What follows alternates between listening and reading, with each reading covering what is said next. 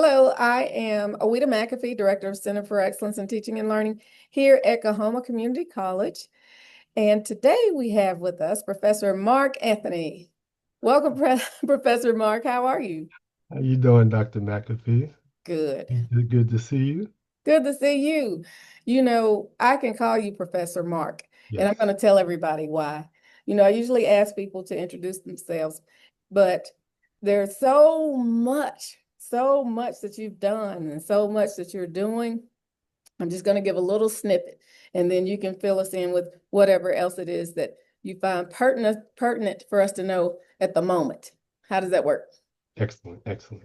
Okay, so Professor Mark Anthony is the Director of Digital Learning and Instructional Design for the PROPEL Center. That's why I can call you affectionately Professor Mark, because we all do from PROPEL as a Yes. PROPEL Fellow. And you have been so instrumental in helping so many of us fellows from the various HBCUs all over the country. So on their behalf, I say thank you. You're quite welcome. Believe me, it's an honor and privilege. I mean, it's just I get so much joy out of it. So it's easy work. Okay. If you say so, but I know different. Professor Mark Anthony has been instrumental in launching PROPEL Learn, which is a virtual learning platform designed to upskill all HBCU students and close the gap between industry and the Black talent pipeline. He is responsible for the design and management of the virtual platform, again, PROPEL Learn, as well as managing the product development side of the learning innovation and design departments. So what else would you like for us to know at this moment about you, Professor Mark Anthony? Well, one thing is my love for HBCUs. I went to an HBCU. I was first introduced to the HBCU environment by getting a track and field scholarship at Johnson C. Smith University, and so that was my real first introduction. And really, I didn't know what to expect because I hadn't anticipated going to a HBCU out of high school because I was looking at as many of our young people look at when you're in sports, you look at the big institutions. And so I had opportunities to go to North Carolina State, Clemson University, Rutgers University, and things like that. So those were the schools I was thinking about in my mind nationally that could be recognized nationally, where I can bring my talents and be recognized at that time. But fate had it that the Clemson scholarship fell through, and my partner, who I was in track with at high school, he was going to Johnson C. Smith. And it was right in the summertime, just before the fall. And he said, "Well, why don't you come to Smith with me?" Mhm. He said, "Just write the coach. I'm going down there for track." I wrote the coach. Next thing you know, he sent all the information, said, "Hey, no problem, come on down." And that's how I ended up at Johnson C. Smith, and it was a blessing. I mean, that I can honestly say, was God. God had to be behind that situation because I would have never really been introduced the way that I was to the HBCU ecosystem, and so that was a blessing. So that's how I started my path, and ever since then, I've worked at HBCUs. I worked at the University of District of Columbia as a curriculum developer, and actually taught a class there. I also worked during my graduate program because I got my graduate degree from North Carolina Central University, and then I also worked there part-time. And then the last HBCU I worked at was Bethune-Cookman, and that was right after when the pandemic hit and everybody was going online. So my background being online instructional design, everybody, really needed to pivot to get online. So I got an offer to work at Bethune-Cookman University before I eventually came to Propel. Well, we thank you for all you do. And you know, Coma Community College, many people aren't aware that there are community colleges that are HBCU. So we're happy to have you here with us as also an HBCU. Yes. Yep. And so we're going to talk about your platform today. Everyone listen to the name. So this is Neuro-Holistic Learning Initiative for Academic Excellence, the Holistic Thinking Series. I'm going to say that again. Neuro-Holistic Learning Initiative for Academic Excellence, the Holistic Learning Series. So tell us about it. Tell us about it. What is this series about? Well, to give you some context, Uh-huh. my undergraduate work was in psychology, when I went to Johnson C. Smith. That was the area that I wanted to go into because I always had uh, a desire to learn about thinking, how people think, their behavior, why people do what they do. And so um, when I got exposed to psychology, I said, wow, that's interesting. So I went down that path, but I never actually completed my psychology degree. So when I decided to go back to school after coming out of the military, I was looking for a program, a graduate program, Mm-hmm. and I ran across cognitive science. So cognitive science is really a combination of not just psychology or cognitive science, but also language, um, sociology, and many of the things that approach learning and cognition from a more holistic perspective, from an area that we don't necessarily think about. And so when I took that graduate program, it kind of opened me up to really giving me more insight into the brain and how the brain works in the thinking and thought process. So my whole um, thing from that point was, wow, if I could put this in a form, that's not so high level, but in a way that I can introduce it to young HBCU students, you know, because what I saw was that our students was very smart. I mean, it wasn't that they had issues with learning or any of that. I mean, you had students that could not even study and ace a test, So that wasn't the issue that I saw in many of our students, but those same students who were 4.0 students, they weren't making intelligent choices about their life. So yet they were smart, but they were intelligent. They were educated, but they weren't making intelligent choices and decisions. So that's when I started looking at it and say, where's the gap? You know, and how do we get our young people and even adults? So it's not just young people because Mm-hmm. you got Mm-hmm. people with PhDs Mm-hmm.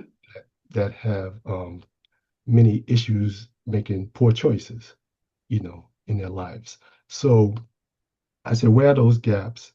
And that's when I started to design and develop, a program around really just understanding, how the brain works, what influences our thinking, internally and externally.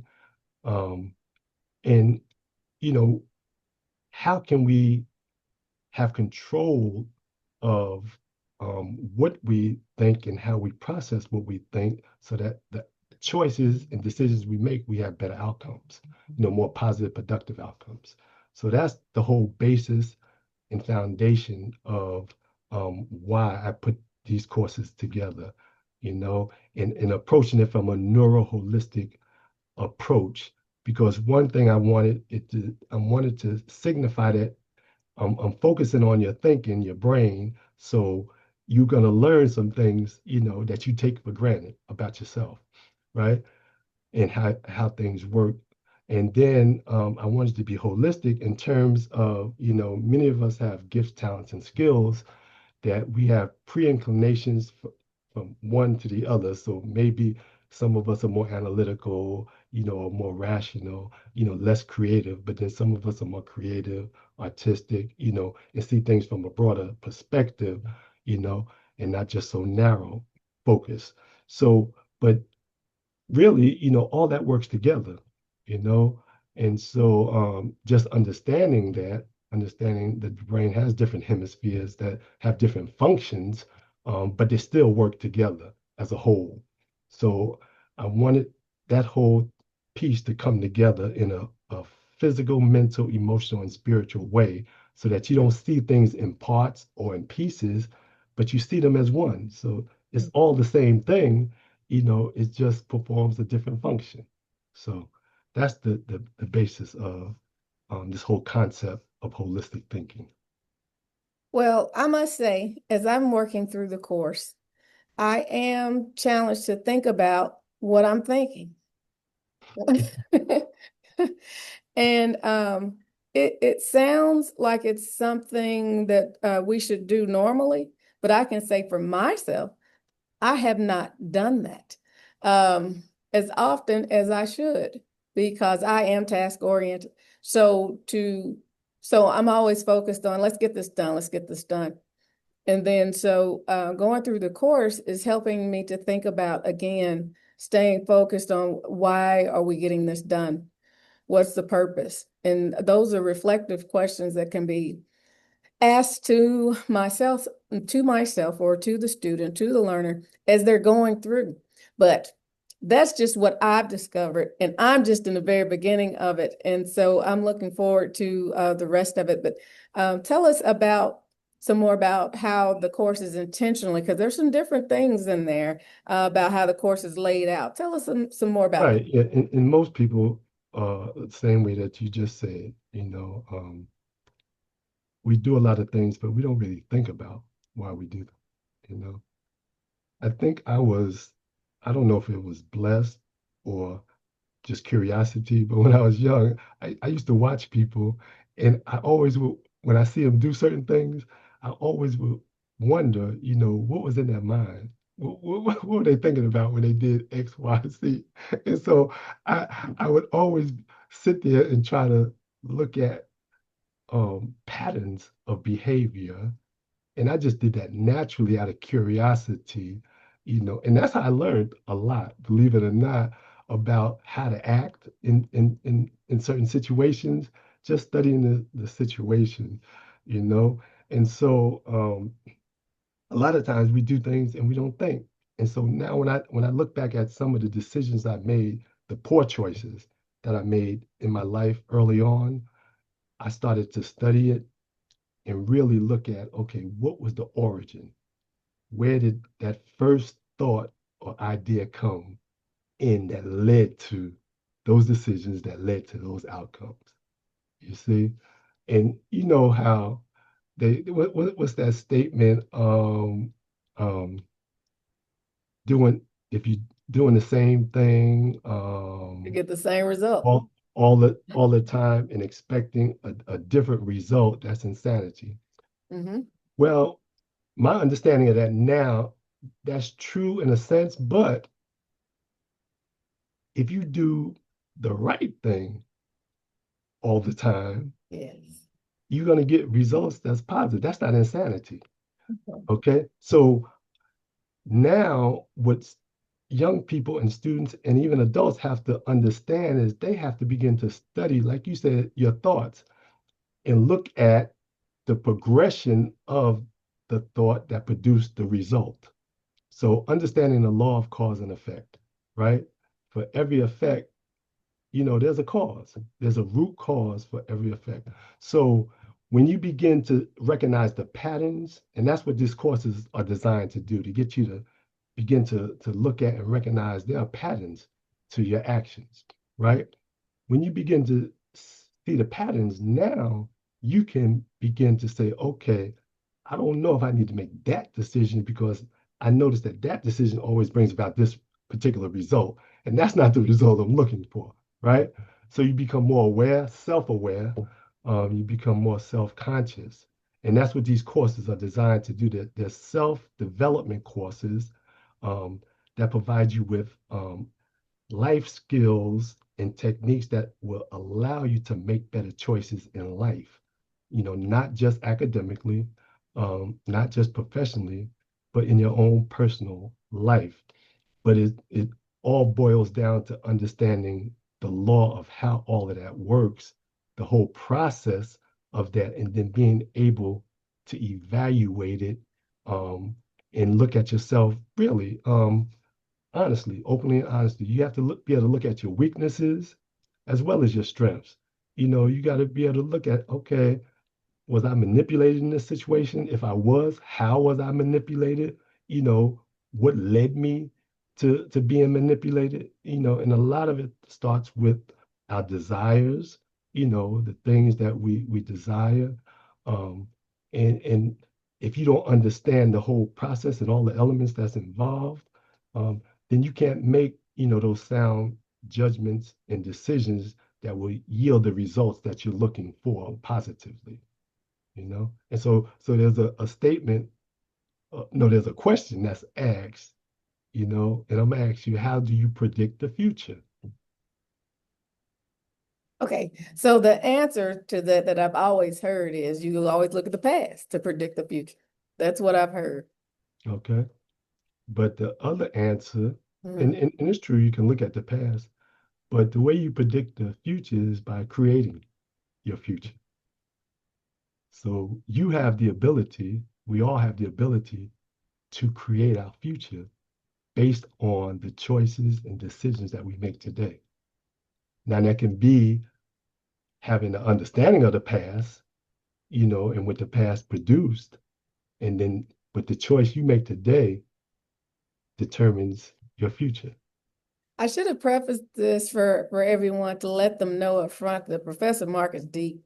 And so we can, this is how the conversation goes all the time.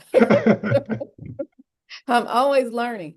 And so throughout this conversation, what I've heard you say is we are responsible for creating our future and taking ourselves out of this endless loop. If there's a loop, then there's a reason why we're stuck in a loop.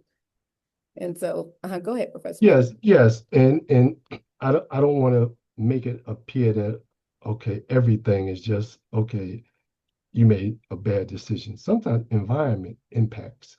Environment has a strong impact. So, just for example, I mean, if you take a child, you know, um, and you put them in an environment where they've never been exposed to anything that you may have been exposed to, you can't expect them to act or do, what you may say they should act or do at that particular age, right? So environment plays a significant role, right? So it's not just one thing per se. It's not just your choices, but it's understanding how your choices that you make impact, your future, impact your life. So once you learn now, so you may have started out in an environment where you didn't know, but now once you know, then at that point, it's incumbent upon you to begin to process, okay, based on the information I have now, um, can I make a better choice? Should I make a better choice? You know, and that's where exposure comes from. So in my courses, I try to expose students to, especially the introduction to genius and creativity. I expose them to ideas that's beyond what they would learn in school because I'm trying to stretch their minds. I'm trying to get them to see beyond what they have been taught, traditionally.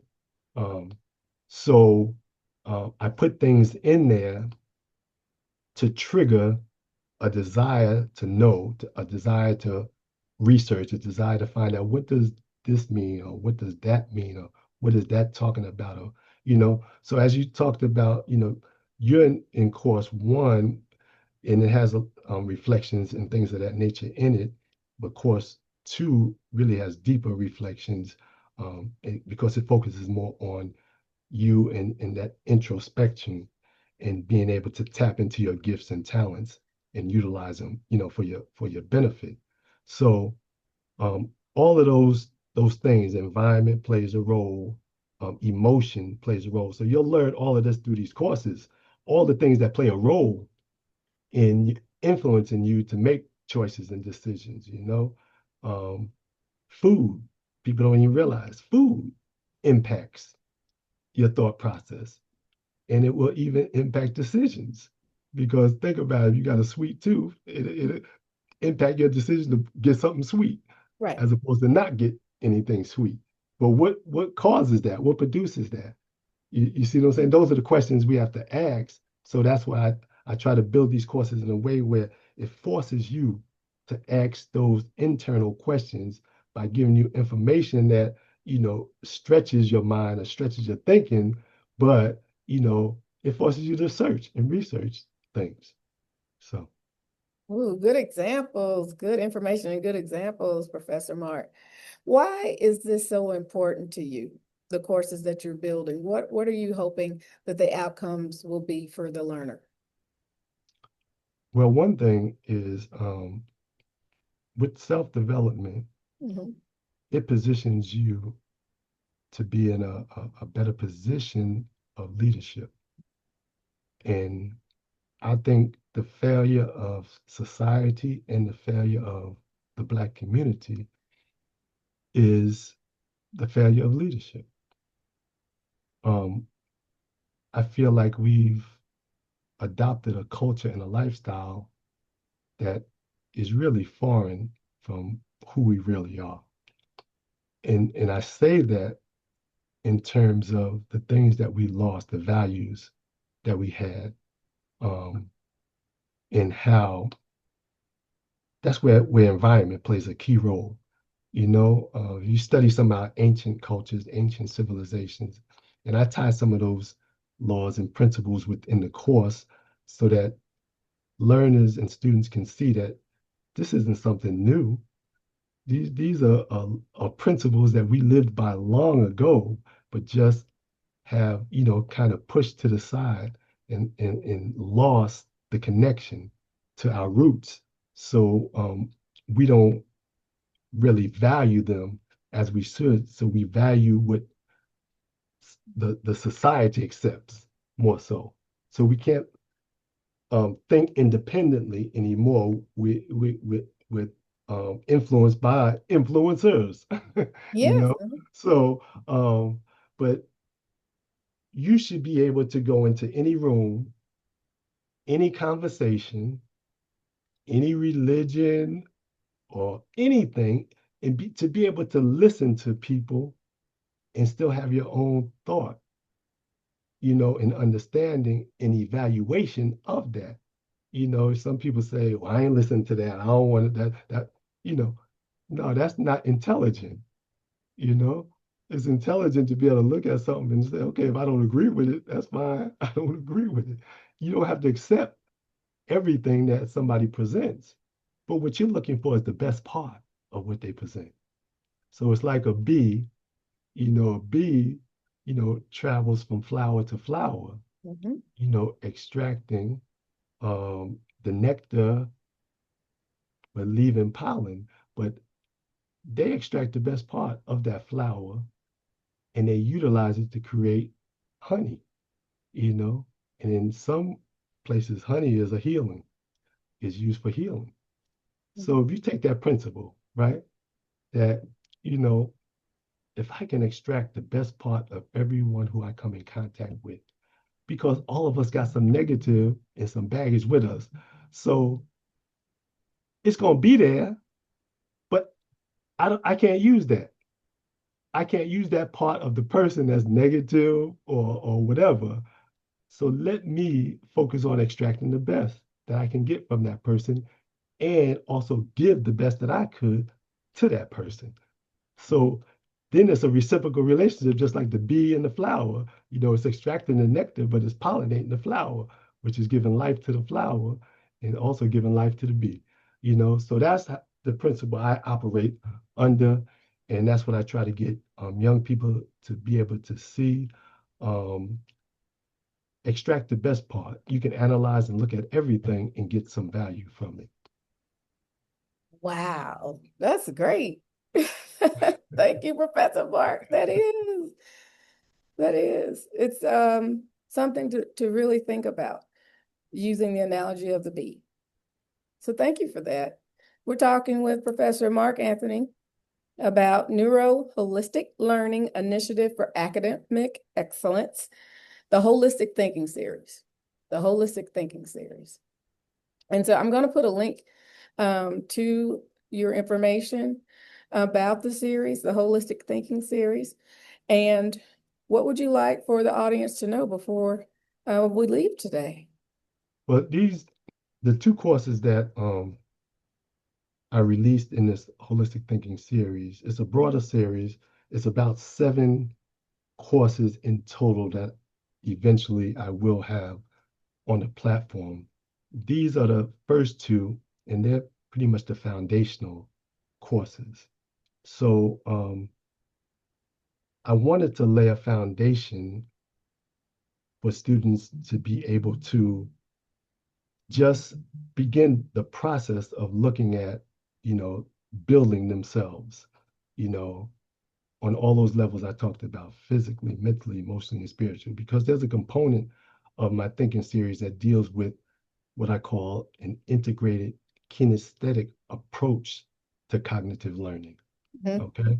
So that inner that integrated kinesthetic being movement, Mhm. um, how the brain and the body work together, so how things like certain exercises um, impact your thoughts.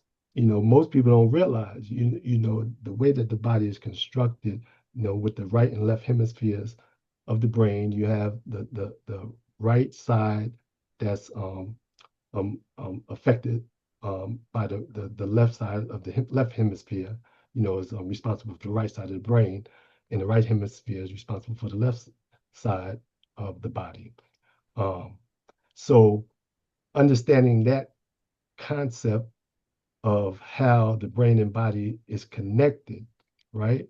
There's certain exercises you can do that stimulate both hemispheres of the brain while doing these exercises. That's why exercises like yoga, tai chi, qigong, um, some of those type of exercises, people talk about how they tie to health and longevity, but they don't explain why. There's a reason why those different activities, add benefit to you health wise and provide longevity, right? So that's another course that's in the series, but that's later on in the series. So I build up to that where I begin to show all the different tools and techniques that you can use um, to really just develop yourself, and that's what these courses are basically about. Like I said, these are foundational courses.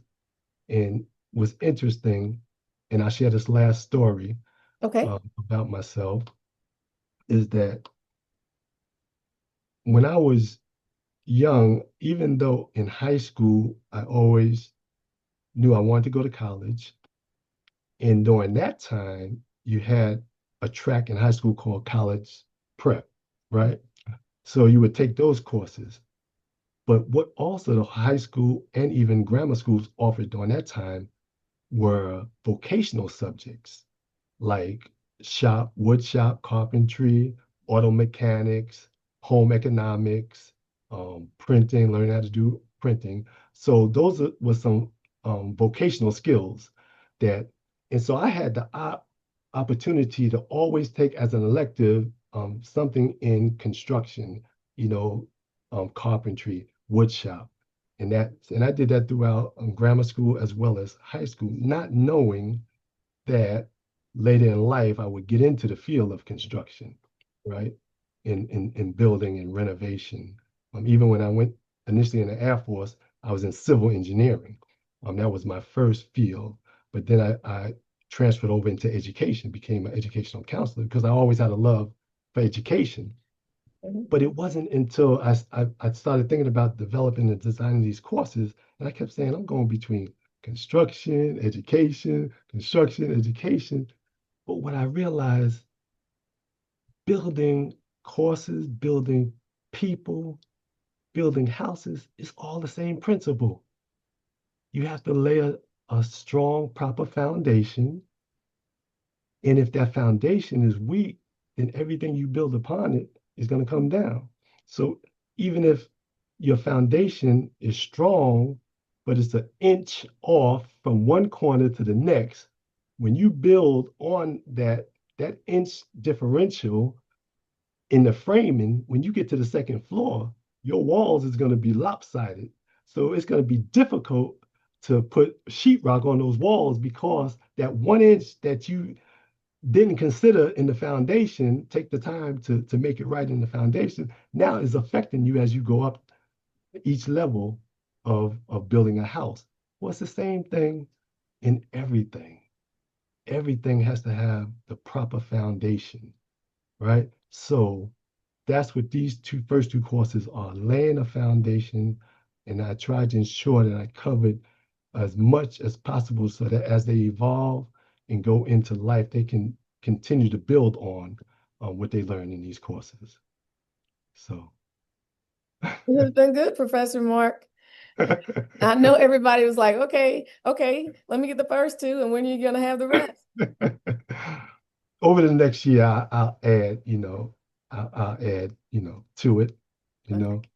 But I wanted to, release this. I've been working on designing and developing these courses over the past 10 years or so. These aren't new courses, but just getting it right, finding the right platform to offer it on, and I really had to be guided by God. I got to say this as the last point, because every time I thought about releasing it, you know, it's something, didn't work. I tried to build my own platform to launch them on, and that didn't work, and then I just had to stop. And then God really guided me on how to put these courses together properly. Because I only had one course that I was working on at that time, the Introduction to Genius and Creativity. Not thinking about, I'm talking about a holistic approach. I didn't have the other side that was needed, the logic, the reasoning. I had, discovering those gifts and talents and skills within yourself, Mhm. that I felt, young people needed to know, but they also needed to know that logic piece and how it comes together and works together. So once I developed that, then it clicked. God said, now you can offer your courses because now you have the right foundation. Because it would have been just like if I had just launched the genius and creativity, it was just like building that foundation with that inch off, Mhm. and then trying to build on top of that, you know. By the time they got to the next level, it would have been all messed up. Wow. We've been So I talking. thank you, Go ahead. I Dr. thank McAfee, you. I thank you. just for the opportunity to share, Mhm. um, for your insight, for when you saw it, you felt the need that it needed to be shared, and I truly appreciate that. So Definitely, definitely. And I know it's um, a 10-year work. So I know that it's with love. And you said from God. So yeah, thank you, somebody Professor just Mark. told me, and I was telling them, about it. They said, "Well, that's your baby, Uh-huh. you bring your baby to birth, so you nurturing your baby." I said, "Yeah, you are absolutely correct. That is my baby. I've been carrying that baby for 9 years and finally giving birth to it." Fantastic. We've been talking with Professor Mark Anthony, and we'll talk with you again soon here at Kahoma Community College. Thank All you. right. Thank you. Take care.